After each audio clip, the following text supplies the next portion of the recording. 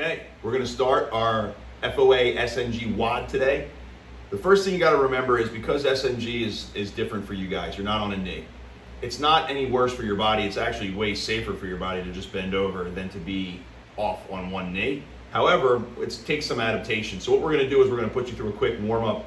And this is the warm-up that you're going to use every single day before you get going, because it's designed to give you a little bit more mobility in your middle and low back, also to stretch out your hip flexors so that you don't start to feel any pain twinges over time, and you will start to strengthen these muscles so that you're really, really active and you're actually way more flexible, okay? So the first thing we're going to do is we're going to start with what's called cat-cow. You're basically just going to do 5. You're going to round your back, tuck your chin, and then arch your back and look up. So you're going to do 5 reps like this, okay? So try to get that mobility in the middle of your back.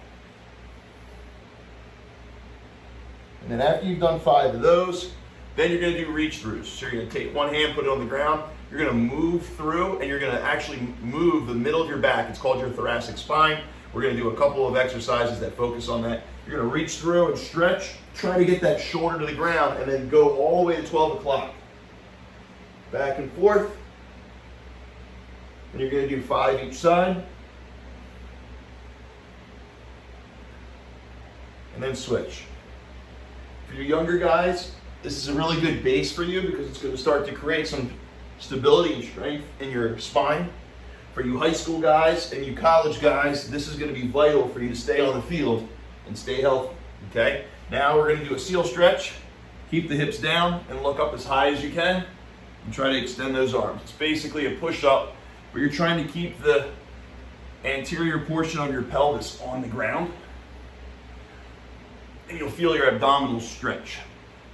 A lot of times our abdominals are strong, but they're tight.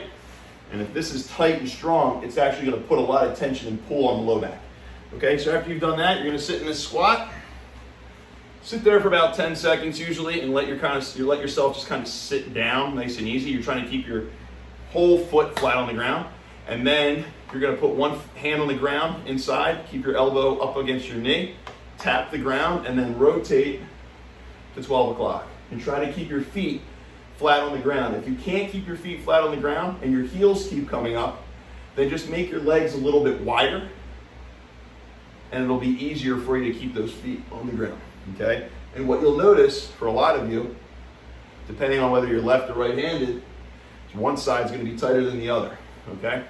Good. Once you have that, then you're gonna put your knees down and you're gonna stretch your groin, and we call these rockers. So you're gonna go out and back, nice and slow, and you're going to feel that stretch in your hips.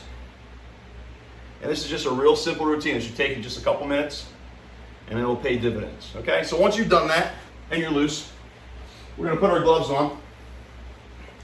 We're going to start with the first layer. So there's 6 layers of SNG face-offs. The first layer is the quick rake. The most important portion of this is holding the stick in your finger knuckles so that when you make a fist, you can flatline. Flatlining is when the stick goes flat and the face of the stick hits the ground, okay? And we're gonna get underneath our opponent's stick, so it's important we do that. We don't wanna hold the stick like this, okay? Because that makes it impossible to rake really well, and it's also a very weak motion. You wanna hold the stick with your wrist straight up and down. We're gonna go standing neutral grip. So the first thing we're gonna do is 10 reps, you're gonna flatline, okay? Right here.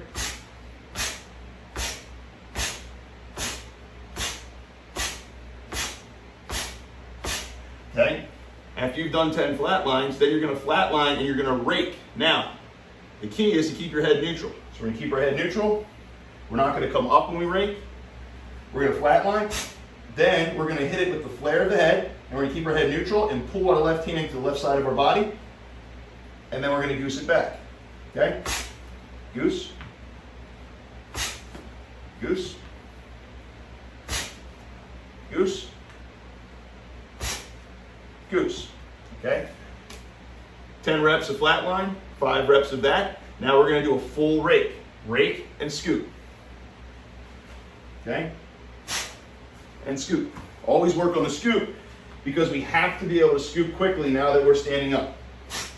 Scoop.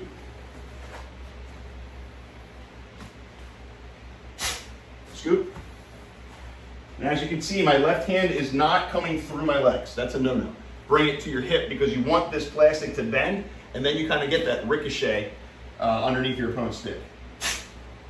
Okay? One more. 5. Okay?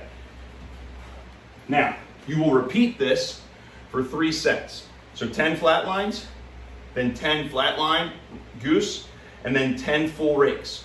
And you will do that through 3 times, okay? That's your flat line, that's your quick rake, that's your first layer.